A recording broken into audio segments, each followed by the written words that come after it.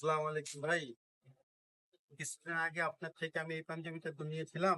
আসলে এই পাঞ্জাবিটা আমার ওয়াইফ পছন্দ করছে না। এখন কি করা যায় ভাই? যদি পছন্দ যদি না করে, তাহলে আপনি একটা কাজ করেন, আমার এখানে আরো অনেক পাঞ্জাবি আছে, আপনি দেখেন এখানে। দেখেন আপনার কোনটা পছন্দ হয়। ভাই আমার তো পাঞ্জাবি কোনোটাই পছন্দ হচ্ছে না। এখন কি করা যায় বলেন তো? যদি পছন্দ যদি না হয় তাহলে বলেন আপনার জন্য আমি কি করতে পারি? আচ্ছা ভাইয়া, যদি পারেন আমার টাকাটা রিটার্ন করেন তাহলে আমার জন্য খুবই ভালো হতো আর কি। আপনি যেহেতু চাচ্ছেন যে আপনার টাকাটা রিটার্ন করার জন্য, তো এটা একটা সুন্নত তরিকা। যে কোনো কাস্টমার যদি তার প্রোডাক্ট যদি রিটার্ন করতে চায়, তাহলে আমরা তার প্রোডাক্টটা দেখে আমরা তার টাকাটা রিটার্ন করে দিই। এই যে নেন ভাই আপনার টাকাটা। ভাই আপনাকে অসংখ্য ধন্যবাদ।